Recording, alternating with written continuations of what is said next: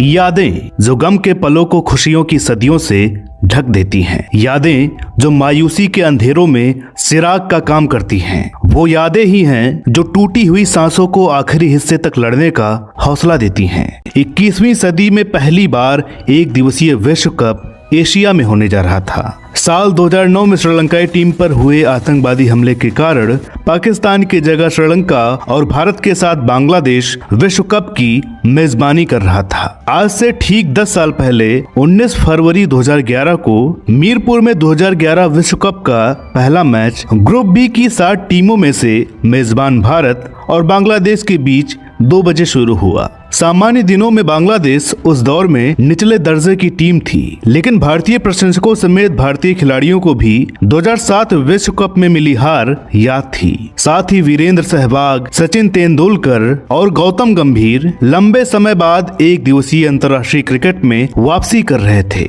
विश्व कप से पहले श्रीसंत और युवराज सिंह भी फॉर्म में नहीं थे। इन सब बातों के साथ एक और बात जो बांग्लादेश के पक्ष में थी कि विश्व कप जैसे तनावपूर्ण टूर्नामेंट का पहला मैच वो अपने घरेलू दर्शकों के सामने खेलने जा रहे थे। बांग्लादेश के कप्तान शाकिब अल हसन ने ओस का फायदा उठाने के लिए टॉस जीतकर गेंदबाजी चुनी। भारत की ओर से वीरेंद्र सहवाग और सचिन तेंदुलकर की सलामी जोड़ी उतरी। सहवाग ने पहली ही 2 गेंदों पर चौके लगाकर विश्व कप को सनसनीखेज शुरुआत दी। एक तरफ से सहवाग धुआंधार रन बरसा रहे थे तो दूसरी ओर सचिन तेंदुलकर संभलकर बल्लेबाजी कर रहे थे। तभी 11वें ओवर की 5वीं गेंद पर 69 रन के स्कोर पर तालमेल की कमी के चलते सचिन तेंदुलकर 29 रन बनाकर रन आउट हो गए। तीसरे नंबर पर बल्लेबाजी करने उतरे गंभीर ने सहवाग के कंधे से कंधा मिलाकर रन बनाए, लेकिन गंभीर की आक्रामक पारी को महमूदुल्लाह ने 39 रन पर रोक दिया। फिर आए बल्लेबाजी करने विराट कोहली।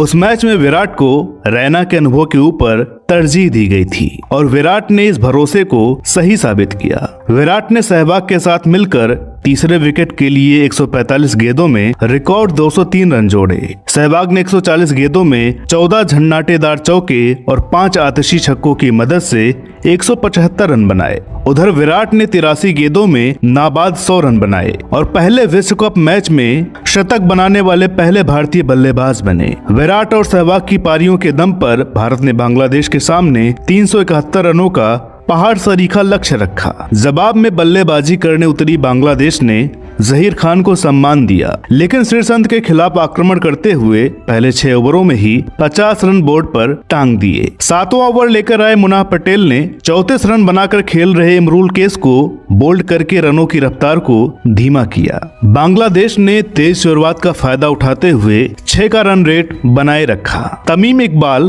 अर्धशतक के बाद बड़ी पारी की तरफ बढ़ रहे थे। एक समय बांग्लादेश का स्कोर 32 ओवर में 2 विकेट के नुकसान पर 188 रन था। यहाँ से किसी भी उलटफेर की संभावना लग रही थी।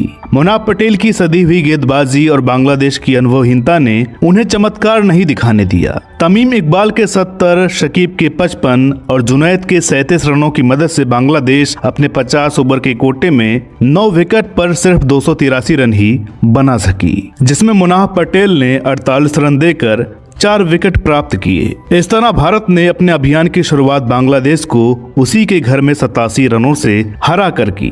इस मैच से जुड़ी एक खास बात मुझे और याद आ रही है कि जब सहवाग और कोहली के शरीर पर गेंद लगी तो स्टेडियम में लगी बड़ी स्क्रीन पर बार बार रिप्ले दिखाया गया और दर्शकों ने शोर मचाया, लेकिन जब मुशीफिकुर रहीम के चेहरे पर गेंद लगी तो खचाखच भरे स्टेडियम में सन्नाटा छा गया और एक बार भी रिप्ले नहीं दिखाया। यह घटना इस बात का सबूत थी कि भारत ने सिर्फ मैच नहीं जीता था, बल्कि घरेलू मैदान के नाम पर जीत का दम भर रही बांग्लादेश टीम के हौसले को भी पस्त कर दिया था। लेकिन इस जीत में भी भारत के सामने श्रीसंत का 5 ओवर में 53 रन देना और 5वें गेंदबाज के कोटे में 8 की इकोनॉमी से रन जाना एक परेशानी का सबब था। अब देखना यह था कि भारत अगले मैच में अपनी कमियों से कैसे पार पाएगा। आउट फॉर्म चल रहे सीनियर खिलाड़ी कब तक फॉर्म में लौटेंगे।